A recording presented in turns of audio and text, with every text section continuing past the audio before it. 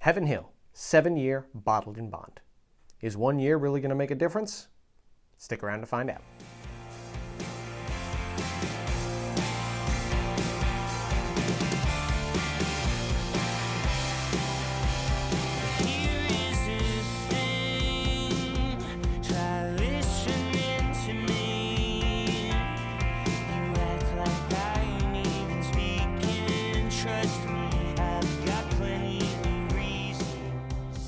What's going on, everybody, and welcome back to another episode of With or Without Whiskey, the show where I give you the history and review of all things whiskey. I'm Ryan, and today I will be reviewing Heaven Hill 7-year-old bottled in bond. So enough talk, let's get into it. Heaven Hill first barreled whiskey in 1935, but first introduced a bottled in bond bourbon in 1939. It was a Kentucky exclusive that was aged for 6 years and priced at about $15. This bottled in bond bourbon was discontinued in 2019, and a new, updated version took its place in the same year. The new bourbon is aged an additional year and has a new bottle and label design. It was originally only released in California, Texas, New York, Georgia, Florida, Illinois, South Carolina, and Colorado. It was not available in Kentucky, though, which was the home of the distillery and was the exclusive state to obtain the 6-year bottle in bond. The new label design is said to represent Heaven Hill's history and tradition.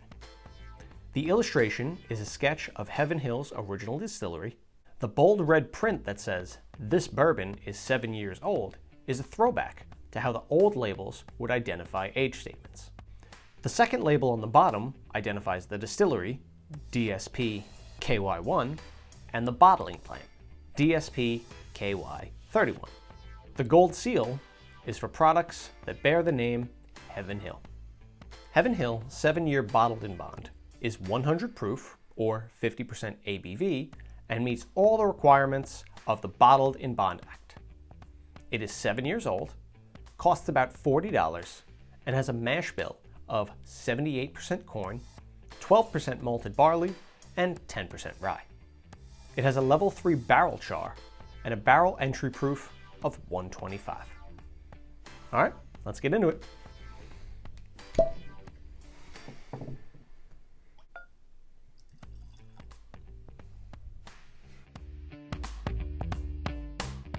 All right, let's take a look at the color. So, if you can see that, this one is pretty dark. It's got a good, deep brown color, almost like barrel wood, honestly. This is definitely one of the darker bourbons that I've seen around 7 years old, so let's see if that affects anything. Let's get right into the nose. Okay, right off the bat, I'm getting a big cherry note. Like, that's just punching you in the face. Freshly cut cherries. There's also a lot of dark fruit on there. There's plums and a little bit of raisins as well. I get a good amount of oak. There's a decent amount of vanilla and very subtle amount of spice. Like, I'm getting in the faintest hint of cinnamon. Yeah, it's got a very rich scent, and I'm getting a good amount of grape in there too. It almost smells like, not grape juice, but more like freshly squeezed grapes, if that makes any sense. All right, let's get into the taste. Cheers, guys.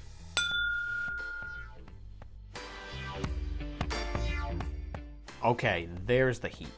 So right up front, it has a good punch to it. You're definitely tasting that higher proof, and you get a little bit of those spices as well. The cinnamon's coming through a little bit more, and I'm getting a little bit of cloves as well.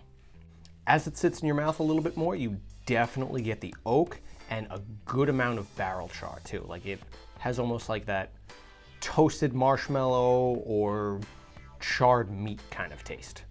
There's a little bit of brown sugar, there's a little bit of molasses, and there's a cherry note in there, but it's not really like cherry fruit. It almost tastes like off-brand cherry cola. Like if you were to go to a supermarket and get their no-name brand cherry cola. It kind of tastes like that. The finish is pretty good. It's about medium, I'm definitely still getting that oak and that barrel char coming through. There's a little bit of plums, like I'm definitely getting those dark fruit notes, and the Heaven Hill nuttiness is really coming through on the finish. Not so much on the initial taste, but the longer it sits in your mouth, the more nutty it gets. There's also a little bit of molasses on the finish as well, but it's definitely getting overpowered by like nuttiness and oak and char and stuff like that. Let's see what happens when we throw a little bit of water in there. But before we do, don't forget to like and subscribe. Not only does it show support for the channel, but it helps other people find us as well. And that's what we're all about, right? Sharing content and getting new friends. All right. Let's see what a couple drops of water will do to Heaven Hill.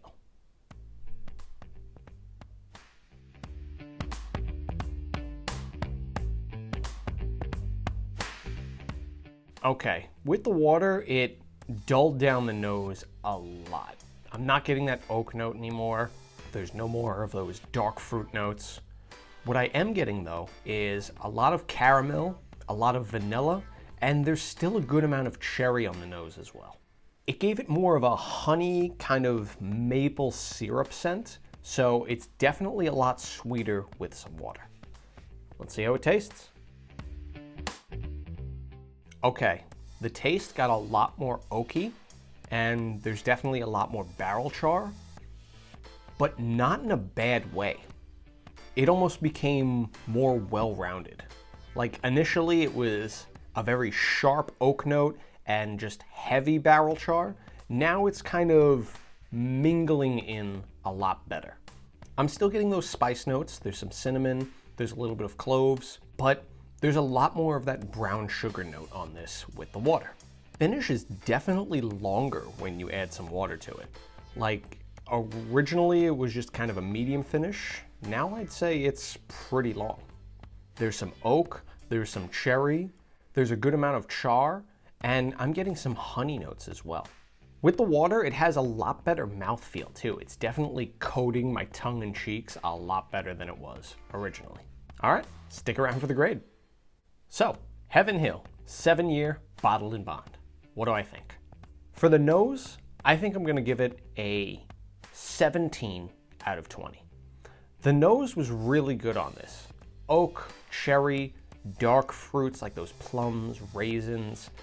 There was a little bit of spice on there, but it was really dense and had a good grape note at the end. For the taste, I'm gonna say it gets an 18 out of 20. Again, nothing too crazy, but what it had was really good. Cherry, brown sugar, oak, good amount of char, and that cherry cola kind of taste really came together and blended well with this bourbon. The finish is gonna get a 16 out of 20. Not too complex, medium, oak, cherry, plum, and a little bit of that nuttiness. Wasn't really showing up on the taste, but it came out in the finish, so it gets some good points for that. For the water, I'm gonna give it an 18 out of 20. The water changed it up in a really good way. It took away a lot of those spicy notes, and it really brought out more of like that good oak and good char kind of flavors. It was strong, it was in your face, but it wasn't overpowering or off-putting at all. Beyond that, it had some brown sugar, it had a lot better mouthfeel, and the finish was just long, which was really, really nice. For price and availability, I think I'll give it a 4 out of 10. It costs almost twice as much as the other bottled in bond with only 1 more year to it, and it was only available in a handful of states. So it didn't reach a lot of audiences, and the price shot up on this one, so it doesn't really get a lot of points for that. And for uniqueness, it gets a 2 out of 10. Yeah, it's bottled in bond. Yeah, it has a decent age statement, but you can find both of those almost anywhere. So Again, not a lot of points on that. So, the final score for Heaven Hill 7-year bottled in bond is 75 out of 100. This was not a bad bourbon at all. I actually really enjoyed it. The only problem is a lot of people weren't able to get it. Look, if you were able to grab one of these and you were able to pick it up, I'm sure you enjoyed it, but it's just hard to get. Plus, if you were used to the 6-year-old, you're probably going to be a little disappointed in this. Having said that, it still had a lot of good flavors. The nose was really good, it tasted fantastic, it had a pretty good finish, and when you add some water or you add some ice to it, it really changes. It gets a little bit more complex. So it's definitely not a bad whiskey. So for Heaven Hill, 7-year bottled in bond, I think I'm gonna go with it. Like I said, I really enjoyed this one. It is a good bourbon. It has a good amount of flavor to it. If you're able to find it, I definitely recommend picking it up. Maybe next year, the year after, it's gonna be released to a wider audience, hopefully, and more people can get their hands on it. And it's really not a bad price. $40 really isn't breaking the banks. So if you come across this one, I say get it. Well, that does it for today's episode of With or Without Whiskey. If you enjoyed the episode and you had a good time, do me a favor and leave me a comment below. Let me know. Have you had this one before? Are you able to find it? Do you want to try it, or are you still hurt that the 6-year-old is gone? I'd love to hear what you guys have to say. And if you want to see some of my reviews on other Heaven Hill products, check out the end screen. So remember guys, no matter how busy you are, there's always time for a drink with friends. Stay safe everyone.